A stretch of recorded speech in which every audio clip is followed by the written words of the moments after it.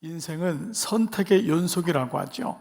아침에 일어나면서부터 잘 때까지, 아니 우리의 인생이 주님 앞에 갈 때까지 계속 선택이 이어집니다.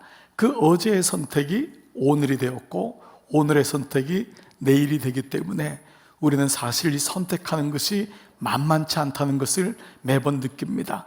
어렸을 적에 선택하는 것하고 나이가 들어서 선택하는 건 또 다릅니다. 결혼해서 선택하고 자녀가 있을 때 선택하고 또 나이가 들면 들수록 더 중요한 선택을 할 때도 많이 있습니다.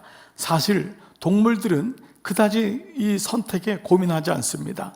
그냥 먹고 그냥 먹고 싸고 이런 거 일반적인 거 아닙니까? 아니면 길들여지고 하기 때문에 그렇게 선택에 고민하지 않습니다.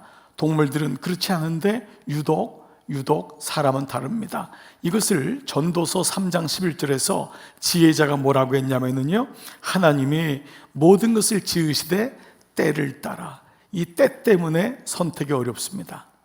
하나님이 때를 따라 아름답게 하셨는데 그 하나님의 때를 찾는 것이 만만치 않습니다. 때로는 많이 기다리기도 해야 됩니다. 그래서 하나님이 때를 따라 우리에게 주신 때가 있습니다. 선택이 어려운 것은 지금이 그때인지, 아니면 좀 미뤄야 되는 것인지, 조금 더 기도를 필요하는 것인지 우리가 고민될 때가 많습니다. 두 번째는요, 또 사람에게는 영혼을 사모하는 마음을 주셨다 그랬습니다. 하나님이 우리 안에 있는 것입니다. 영혼은 하나님밖에 없잖아요. 하나님이 내 안에 있기 때문에, 영적인 부분이기 때문에 선택이 만만치 않습니다. 그냥 먹고 보여지는 거 선택하는 것은 그 자체로 그렇게 이것보다는 어렵지 않습니다. 우리는 영혼을 살아야 되기 때문에 여기서 끝나는 게 아닙니다. 이 땅에서 살면서 죽으면 땡 아닙니다. 우리의 삶은 이 땅에서 영혼으로 가는, 그래서 영혼을 사모하는 마음을 주었기 때문에 이 땅에서 선택은 영혼으로 연결되기 때문에. 세 번째는요, 그 하나님이 모든 시종 처음과 마지막을 우리로 측량할 수 없게 하셨기 때문에 선택이 어렵습니다. 이 선택이 어떤 일로 어떤 결과로 이루어질지를 아무도 모르는 것입니다. 지금은 선택하고 잊어버렸는데 모든 결과는 선택에 따른 것이기 때문에 마치 이같이 이 선택으로 인해 우리는 갈등하게 되죠. 자, 이런 가운데 오늘 본문은 우리가 지난 한 주 동안 내내 묵상했던 소위 고라의 반역에 대한 말씀과 연결됩니다. 그래서 저는 오늘 이 말씀이 고라의 반역으로도 나오지만은 어찌 보면 오늘 말씀의 맥락에서 보면은 고라의 선택이라는 것이 더 다가오는 것 같습니다. 고라도 반역하려고 한 게 아니었잖아요. 고라도 나름대로 생각을 많이 했을 거예요. 그에게 같이 당을 짓고 주도했던 사람들도 이렇게 일이 커지고 이것을 하나님이 이렇게 싫어하는 줄 몰랐을 거예요. 자기들 나름대로는 이것이 합리적인 생각이라고 생각했을 것이고, 뭔가 자기들은 대접을 못 받는다 이런 마음을 가졌을 거예요. 그래서 이 말씀이 겉으로 결론적으로는 고라의 반역이지만 오히려 고라에게도 선택의 기회가 주어졌겠구나. 그래서 고라의 선택이 오늘 말씀의 묵상이 될 것 같습니다. 고라는요, 레위의 후손입니다. 그러니까 제사장 가정인 거예요. 레위에서 제사장이 나오고 하니까 레위, 성전을 섬기도록 부름받은 사람입니다. 그리고 이 고라와 함께 당을 만든 다단, 아비람, 베렛의 아들 온, 이 사람들이 주동자인데 다 루벤의 후손들입니다. 루벤은 야곱에게 있었던 12 아들 중에 첫째입니다. 장자의 분깃을 누린 사람입니다. 어떻습니까? 공통점이 뭐죠? 사실은 은혜를 받은 사람입니다. 사실은 요즘 말로 하면 금수저입니다. 갈렙에 비하면, 개라고 하는 갈렙, 동사로 하면 이방인, 개가 짖는 소리, 그는 에돔족 속의 이방인이었던 갈렙에 비하면 이 사람들은 사실 이렇게 원망을 품을 정도가 아니었는데도 불구하고 오늘 그래서인지 하나님은 이들의 선택을 아주 악하게 보십니다. 그것도 아주 잘못된 선택으로 간주하십니다. 심지어는요, 얼마나 화가 나셨는지 이 고라의 선택에 동조했던 지휘관들, 여기 원어는 군대 장관입니다. 그 군대 장관들 250명, 그리고 얼마나 똑똑한 사람들입니까? 60만 명에서 250명 뭐 더 되겠지만 물론 그 정도로 추렸던 군대 장관들을 다 죽입니다. 그것도 하나님이 너무 마음에 안 차셨는지 이스라엘의 전염병이 돌게 해서 동조했던 백성들 14,700명을 죽게 합니다. 여러분, 엄청난 큰 사건입니다. 하나님이 이렇게까지 하실 수가 있을까? 그래서 우리는 첫 번째 질문을 한번 가져보는 것입니다. 우리가 아는 그 하나님이, 우리가 아는 사랑의 하나님이 어떻게 이러실 수 있을까? 우리는 말씀을 묵상하면서 질문을 던지죠. 사랑의 하나님께서 이렇게 하신 이유가 뭘까? 심지어 고라의 선택을 기뻐하지 않고 내가 다 죽이겠다고 했어요. 이스라엘 백성을 다 죽이겠다. 여러분, 그 말씀은 민수기 16장 20절인데요 여호와께서 시작. 여호와께서 모세와 아론에게 말씀하여 이르시되 너희는 이 회중에게서 떠나라. 내가 순식간에 그들을 멸하려 하노라. 네, 순식간에 그들을 멸하려 하노라. 물론 고라만 멸하는 마음이 있었지만 이 전의 말씀을 보면은 하나님은 이스라엘 백성을 다 없애겠다고, 내가 잘못 데려간 건 아니냐, 이 정도까지도 마음이. 그러니까 모세가 그때 다시 주님 앞에, 주님, 애굽에서 이 백성을 끌고 나왔는데 이 백성을 다 중도에 다 죽이시면 사람들이 하나님을 뭐라고 하겠습니까? 그 정도로 우리 말씀을 이미 묵상했잖아요. 자, 왜 그렇게 하셨을까요? 하나님은 이들이 잘못된 선택이 어디로부터 왔는지를 이미 알고 계셨기 때문에 죄는 미워하시지만은 그 죄로 인하여 이스라엘 백성이 당신으로부터 떨어질까를 염려하셨던 것입니다. 그래서 이 죄의 이 뿌리들이 이스라엘 백성에 다 들어가 가지고 결국 그들도 하나님을 떠나갈까? 여러분, 저는 이게 부모의 마음 아니에요? 그래서 16장 26절 보면은요, 모세가 회중에게 말하여 이르되 이 악인들의 장막에서 떠나고, 너희가 거기 있으면은 전염된다, 거기 있으면 안 된다, 떠나야 된다. 그리고 그들의 물건은 물건도 만지지 말아라. 그러면서 그 다음 말씀이 뭐예요? 그들의 모든 회중에서 너희도 멸망할까 두렵도다. 이게 하나님이 모세에게 당신의 마음을 전해준 거예요. 내 마음에 근심이 있다. 너희가 그들의 죄 가운데서 멸망할까 두렵도다. 그래서 보니까요, 고라가 기도했다는 말씀이 한 구절도 없습니다. 왜냐하면 모세와 아론은 엎드렸다는 게 계속 나오거든요. 근데 고라는 중요한 결정이고 자기 생각에 맞는다고 생각할지 모르지만 그는 하나님 앞에 엎드렸다고 하는 말씀이 안 나타나요. 만약 모세와 아론도 엎드렸던 말씀이 없다면은 그냥 그들은 무의식 중에 기도했구나라고 할 텐데 이것을 계속해서 대조적으로 보여주고 있습니다. 똑같은 사건 속에서 한 사람은 엎드려서 기도하고 주님의 뜻을 묻고, 한 사람은 그저 당을 만들기 바쁘고 자기의 세력과 자기의 그 헛헛한 마음을 그냥 드러내는 것에 바빴던 것입니다. 하나님이요, 이들은 무조건 미워했다고 저는 생각하지 않습니다. 이게 하나님의 본심 아니에요? 우리가 죄를 짓고 때로는 잘못된 선택을 해도 하나님은 분명히 고라에게도 여러 번의 기회를 주셨을 것 같아요. 여러 번의 하나님의 말씀을 주셨을 거예요. 근데 고라는 듣지 못했어요. 그렇습니다. 이런 배경에서 나온 것이 오늘 본문 17장입니다. 바로 소위 아론의 쌍난 지팡이 사건입니다. 여러분, 이 말씀을 어느 정도 다 알고 있고 이미 깊이 알고 있는 분도 있을 것입니다. 아론의 쌍난 지팡이는 법궤 안에 들어가 있는 세 가지 중에 하나입니다. 첫 번째는 금 항아리 안에 만나가 들어가 있고, 두 번째는 십계명의 돌판이 들어가 있고, 세 번째는 아론의 쌍난 지팡이를 증거가 안에 두어서 표징을 삼으라고 했던 것이 바로 이 세 가지입니다. 그 중에 하나입니다. 자, 오늘 우리가 이 말씀을 하기 전에 앞에 있는 고라의 이 선택이 계속 이어지는 이유는 뭐죠? 나의 선택의 무능함과 나의 선택이 잘못됨을 회개하고, 오직 우리의 잘못된 선택으로 인해서 죽은 자가 될 수밖에 없었던 멸망의 길을 패하시고 산자의 길로 가게 하시는 그 하나님의 은혜를 우리로 하여금 묵상하게 하는 것이 바로 이 말씀과 계속 연결이 되는 것입니다. 그래서 고라의 이 반역, 잘못된 선택이 오늘 말씀에서 멈춰집니다. 자, 이런 가운데 주님은 연병의 저주를 멈추게 하고 모세에게 조상의 가문 지파를 따라서 지팡이 하나씩을 가져오게 합니다. 12지파가 됐겠죠. 그 레위 지파까지 합해서 지성소 안에 두게 하십니다.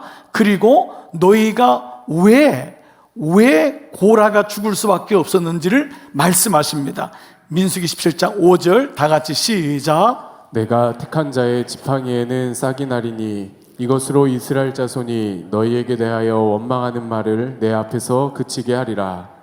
여러분, 이 말씀을 보면은 이스라엘 자손이 너희에게 대하여, 바로 모세와 아론이지요, 원망하는 말이라고 했습니다. 그걸 주님 앞에서 그치게 하라. 이 말씀을 보면은 하나님은 이 이스라엘 백성을 향해 가장 우려하고 있던 것인지 무엇인지를 말씀하고 있어요. 바로 원망하는 말이라고 하셨죠. 고라가 죽을 수밖에 없었던 그 죽음으로 갔던 것은 그들이 이거를 계속 선택했다는 것을 말씀하는데요. 10절에도 이 말씀이 나와요. 10절, 여호와께서 또 모세에게 이르시되 아론의 지팡이는 증거궤 앞으로 도로 가져다가 거기 간직하여 반역한 자에 대한 표징이 되게 하여 그들로 다 같이요 내게 대한 원망을 그치고 죽지 않게 할지니라. 죽을 수밖에 없는데 그들로 이 사건으로 매점을 하는 거예요. 뭐를? 내게 대한 원망. 첫 번째 뭐죠? 사람에 대한 원망. 이건 말로 드러나고요. 내게 대한 원망은 하나님에 대한 원망이니까 마음이겠죠.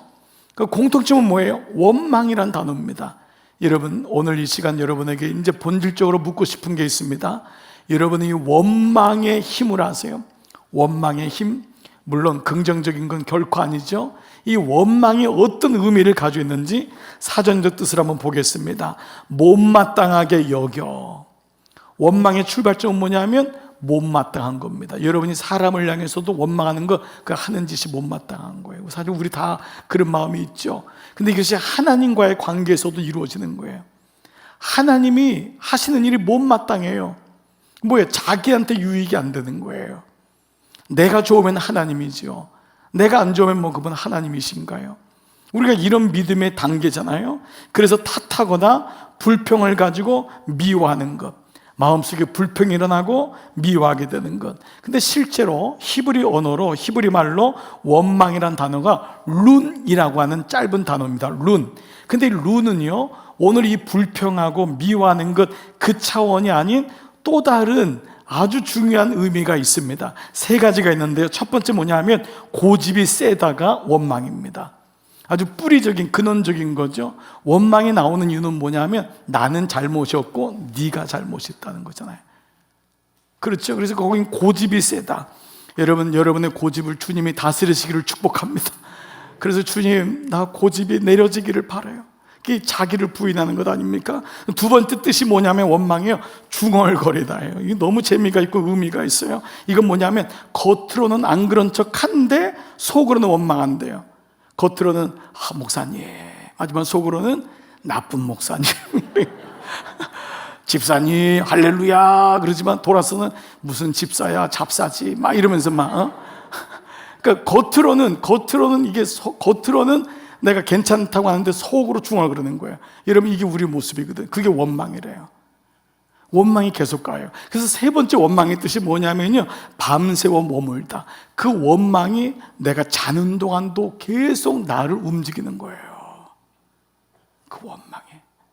근데 이것이 엄청난 힘이 있습니다. 왜냐하면 이 원망은요, 개인의 습관이나 태도가 아니라 영적인 문제이기 때문에 그래요.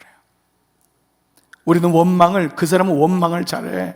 그 사람 말이 부정적이야. 여러분, 이건 태도나 습관이 아닙니다. 이것은 바로 영적인 문제이기 때문에 그래요. 그래서 영이신 하나님께서 어떻게까지 대응하시냐? 민수기 14장 26절, 여호와께서 모세와 아론에게 말씀해 이르시되 나를 원망하는 이 악한 회중에게 내가 어느 때까지 참으랴? 그들에게 이르기를 여호와의 말씀에 내 삶을 두고 맹세하노라. 의인법 아닙니까? 하나님이 당신의 언약에 비추어서 당신의 삶을 두고 내가 맹세하는데 그들의 말이 내 귀에 들리는 대로 내가 너에게 행하겠다. 가장 무서운 말입니다. 하나님이 그 원망의 소리를 다 듣고 중얼거리는 소리 듣고 밤새도록 묵상했던 소리 듣고 그 센 고집을 듣고 내가 너에게 그대로 하겠다는 거예요. 여러분, 이 말씀은 정말 하나님이 이게 영적인 문제이기 때문에 고라의 자손은 그냥 태도가 불량해서 죽은 것이 아닙니다.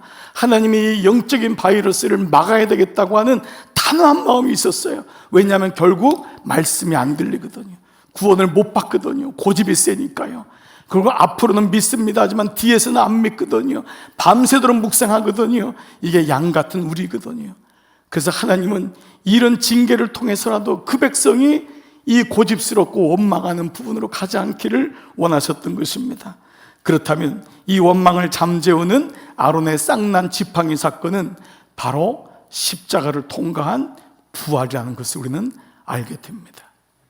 아론의 쌍난 지팡이의 구속사적인 의미죠. 8절 다 같이 시작. 이튿날 모세가 증거막에 들어가 본즉 레위 집을 위하여 낸 아론의 지팡이에 움이 돋고 순이 나고 꽃이 피어서 살구 열매가 열렸더라. 여러분, 여기 오늘 매일 성경을 보시는 분이나 성경을 보는 분은 레위 집 동그라미 치시고요. 집, 이게 지파입니다. 지파, 가문 똑같은 말입니다. 집, 그리고 동그라미가 아론의 지팡이 동그라미. 이 두 단어가 똑같은 단어입니다. 마트라고 하는 단어인데 이걸 가리켜서 우리가 문자적인 이중 장치라고 얘기하는데 이것은 굉장히 중요한 의도적인 장치입니다. 너희가 너희 가문이 마른 막대기라는 말이에요. 너희가 마른 막대기, 죽은 막대기라는 것입니다. 너희 집이 죽은 막대기 아니었냔 말이에요. 그 막대기에 하나님의 은혜가 임하니까 거기에 싹이 나고 꽃이 피고 열매가 맺는다고 하는 이 말씀이 바로 오늘 우리가 어떠한 존재인지를 알게 되는 것입니다. 옛날에 우리 어르신들이 기도할 때마다 마른 막대기 같은 저에게, 그 고백이 바로 여기 나오는 것입니다. 생명이 없는 마른 막대기인데 하나님이 거기에 은혜를 주셔서 십자가를 주시니까, 구원을 주시니까 이 말씀은 부활의 사건, 그리고 어느 성서학자는 교회의 탄생에 대해서도 그 꽃이 피고 열매를 맺는 것을 말씀하고 있습니다. 교회는 누굽니까? 바로 우리 자신입니다. 우리가 바로 마른 막대기같이 죽었던 존재지만 원망할 수밖에 없는 존재였고 밤새도록 중얼거리고 밤새도록 고집을 가지고 살아갔던 나 같은 존재였는데 그 죽은 자에서 하나님이 나를 산 자로 옮기신 것입니다. 그래서 오늘 이 말씀은 그 아론의 쌍난 지팡이는 그 아론이 고라의 자손으로 연병이 났을 때 그 죽은 자 사이에 향로를 가지고 들어가서 그들의 죄를 대신하여 죽겠다고 하는 대제사장 되시는 예수 그리스도의 그림자를 보여주고 있는 말씀입니다. 그것이 민수기 16장 47절 아론이 모세의 명령을 따라 향로를 가지고 회중에게로 달려간 즉 백성 중에 연병이 시작되었는지라 이에 백성을 위하여 속죄하고 자기가 죽겠다는 것입니다.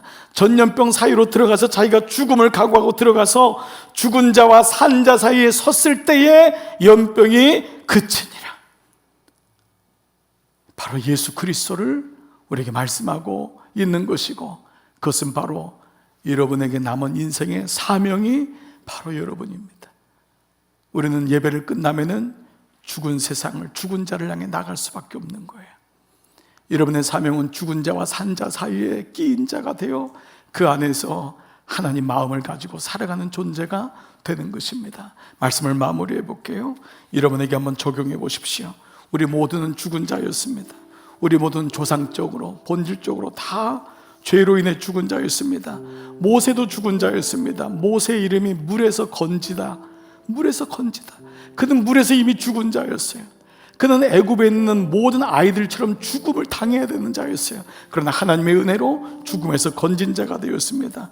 하나님의 은혜 없이는 살 수가 없는 자가 된 것입니다.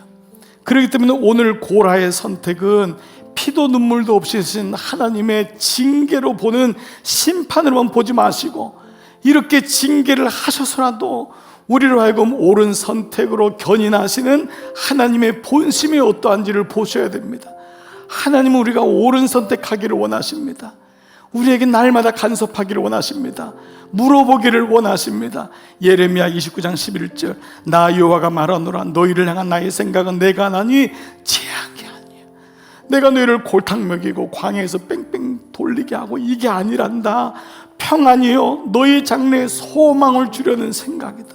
이거를 알고 있냐라는 거예요. 그래서 오늘 설교 제목이 지난 주일 광야로 쓰고 언약이라 읽는 사람 갈렙이라면 우리 모두가 모세가 되어 우리는 다 죽은 자로 쓰지만은 산 자라고 읽는, 주님 나는 마른 막대기 같은 존재였지만 나는 주님 살았습니다. 산 자라고 읽는 모세, 바로 내가 되는 것입니다.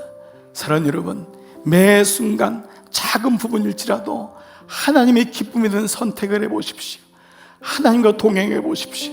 우리가 믿음이 하나님을 크게 기뻐하게 하지 못할 수가 있을 거예요. 근데 문득 하나님을 미소 짓게나 하겠구나, 그런 생각이 들어요. 하나님이 우리를 보면서 웃으시고 좋아하실 것 같아요.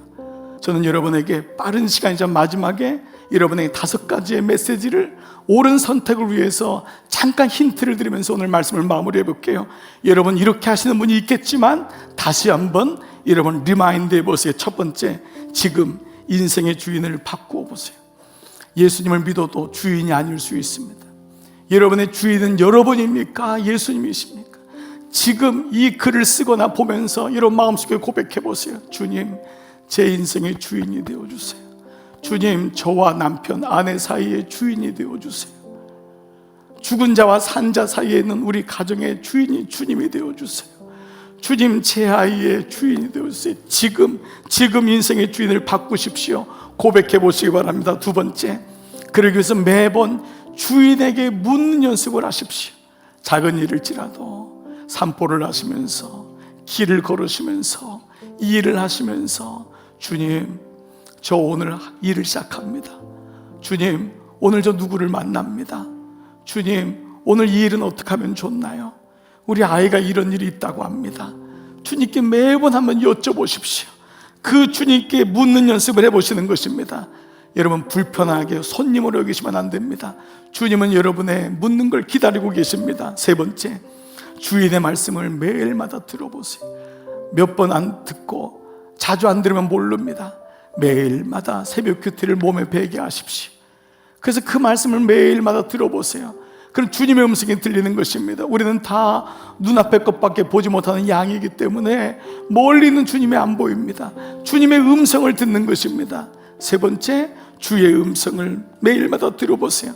그리고 네 번째, 그래도 돌아보면 또 힘들고 선택이 어려울 때마다 지난 인생의 조각들을 하나씩 맞춰보세요.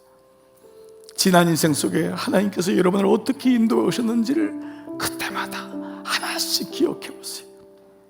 지금은 모르는데 그때 하나님이 도와주셨구나. 지난 인생 속에 나를 도우신 하나님의 인생의 조각들을 하나씩 맞춰보시기 바랍니다. 그리고 마지막 5번째, 그분의 나를 향한 본심. 내가 너에게 주는 건 재앙이 아니야, 평안이고 장래의 소망이야. 그 하나님을 의심하지 마세요. 여러분의 선택이 비록 잘못됐더라도 내가 그때 이 아이를 이렇게 했어야 되는데, 내가 그때 이렇게 그런 후회 망심에 밀려올 때마다 여러분 낭망하지 마세요. 하나님은 모든 것을 합하여 선을 이루시는 분인 줄 믿습니다. 그래서 하나님의 본의를 잊지 마세요. 하나님 나를 사랑하시고 내가 잘못된 선택을 했을지라도 나를 다시 부르시고, 오늘 이 아침에 주님의 본의를 깨닫는 귀한 시간 되어 여러분 다시요 마무리, 오늘 죽은 자라 쓰고 산 자라 읽는 여러분 되시기를 주님의 이름으로 축복합니다.